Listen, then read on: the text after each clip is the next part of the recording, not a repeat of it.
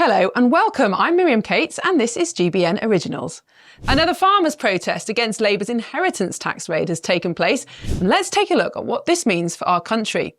We witnessed a remarkable scene in Westminster as thousands of farmers descended upon our capital to voice their frustration over what has been dubbed Labour's family farm tax. This protest is not just about numbers on a balance sheet, it's about our rural communities and the future of British agriculture. Farmers say the government's plan to impose a 20% inheritance tax on agricultural assets worth more than £1 million is not, as the government says, a fair and balanced approach. Instead, it's a devastating blow to thousands of hard-working farming families across our nation. This isn't about targeting the wealthy elite, as Labour seem to believe. No, this tax will hit the heart of rural Britain. We're talking about 70,000 family farms, the backbone of our agricultural sector, facing an average tax bill of £240,000.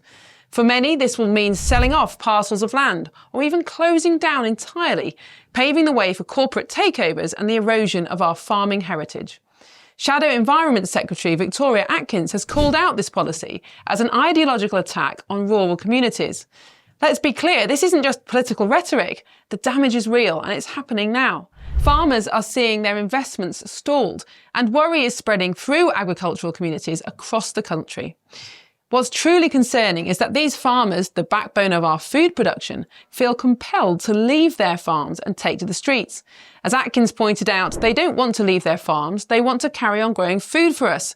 This speaks volumes about the severity of the situation. But there's an even more urgent aspect to this issue that we simply can't ignore. In light of recent global events, particularly the ongoing situation in Ukraine, we're facing a stark reminder of the importance of national security. And let me tell you, national security isn't just about defence spending, it's about food security, energy security and industrial security. This family farm tax is more than just an inconvenience to farmers, it's a direct threat to our nation's food security. By potentially leading to the breakup and damage of farms across the country, we're risking the very foundation of our agricultural sector. And let's not forget the government's obsession with net zero targets. Just days ago, we saw another solar farm approved for prime agricultural land that should be producing food for our tables. This misguided prioritisation of environmental policies over food production is a dangerous game that could have severe consequences for our nation's self-sufficiency. This isn't just about farmers, it's about all of us. As consumers, we need to understand that this process is crucial for ensuring that our food prices are kept steady. In these times of economic uncertainty, the last thing British families need is rising food costs due to misguided policies. Yes, we're here in Westminster for the Pancake Day farmer rally. Behind us we can see the farmers descending. They're heading down to Trafalgar Square before they start feeding MPs with pancakes apparently. But I'm delighted to be joined by the leader of the Reform Party and MP for Clacton. Thank you very much indeed, Nigel. It's a big day for the farmer community. Why are you here? I like pancakes, but that's not the real reason. No, look, I actually think the whole of the rural economy, the whole of the rural way of life is directly under threat from a Labour government with a massive majority and a hugely urban mindset. It isn't just farming that's under attack with various tax changes. We're even seeing threats to ban trail hunting. I mean, it's almost unbelievable that you ban people from riding horses. Even a simple thing like shotgun renewals now double the cost over the course of the last few months, and just a feeling that the sort of 15% of people that live and work within the rural economy are being completely ignored by Westminster. That's really right at the heart of this. So this is about more than the inheritance tax, more than family farm tax. What is Reform's policy? I mean, you're leading in the polls at the moment. What is Reform's policy in a nutshell for farming? Well, I mean, inheritance tax, let's just take that for a moment. I mean, inheritance tax is double taxation. People have paid tax on this already. Why on earth, when they die, should they be taxed again? We would get rid of inheritance tax. It's a really nasty tax, and it hits people at the most unpleasant part of their life. They just lost their parents, and suddenly the taxman's after them. So we would get rid of inheritance tax, and I've said that very, very clearly. In terms of farming itself, we haven't really quite readjusted from the fact we've left the European Union. We are now in charge of our own agricultural policy. Now, under the Conservatives, it was build back beaver. It seems that the Conservatives want to reintroduce beavers and wolves and haven't really thought at all about food production. So food production has to be at the top of the list, hence that's why it's Pancake Day and why they're here. The other thing I would say is I just don't want to see our farmland covered in ghastly solar farms, all produced in China, with battery storage systems, many of which are now totally unsafe. So let's farm our land, let's do it to produce food. That's got to be the primary goal, and I think we've lost sight of that since Brexit. I mean, as you'll know, the Climate Change Committee had quite a lot to say the other day. They're saying that we should essentially halve the number of sheep and cattle in this country, and also we should all cut down on 2 kebabs worth of meat per week. Are you willing to do your bit? Eat more meat. Eat more British-produced meat. I mean, absolutely. The Climate Change Committee, God help us. They've got a lot of power, Nigel. Do they actually know what's going on in India and China and Indonesia? The world is going to burn 8 billion tonnes of coal this year. I don't think eating good lamb, good beef, good pork, I can't see any harm in it at all. So I'm going to ignore them completely. They are hopelessly out of touch. They literally want to stop us eating meat, stop us flying on holiday, stop us living their lives. Do you know what? They can go to hell. Okay, well, I've got to ask you about what's been going on when it comes to Ukraine and our relationship with the United States and all of that. Keir Starmer saying we as a country are now on a war footing. We need to up our defence spending. We're having 1.6 billion in the way of a missile deal for Ukraine. Does that go far enough now the US has frozen military aid to Ukraine? We'll just get a sort of sense of perspective on this. The entire size of the British Army, including logistics, is 70,000.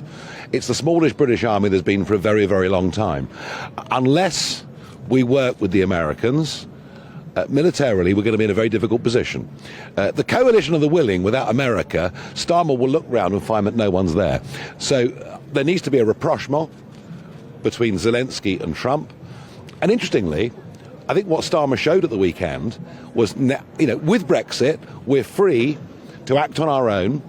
And I really want to see Keir Starmer do everything he can to use his newly elevated position on the world stage to bring those two together. We have to have the beginnings of a deal.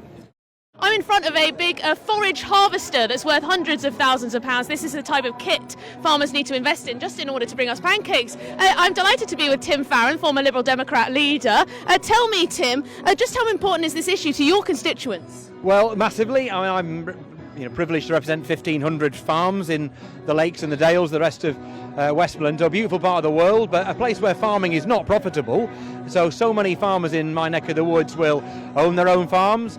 On paper, those farms may well be worth 2 or 3 million if they were to ever sell them, but yet the income of those farms will be less than the minimum wage. So you do the math. If you've got to, pay a £200,000 inheritance tax bill over a 10-year period, you're going to be spending more on tax every year than you actually earn as a farm. So what will you do? You'll go out of business or you'll sell up. And who will you sell up to? It won't be the neighbouring farm because they're in the same pickle as you. It'll go to private equity and people using the land for offsetting and so on. So it's deeply unjust and unfair on my farmers, but it's also incredibly stupid because it undermines Britain's capacity to feed itself, which we need now more than ever.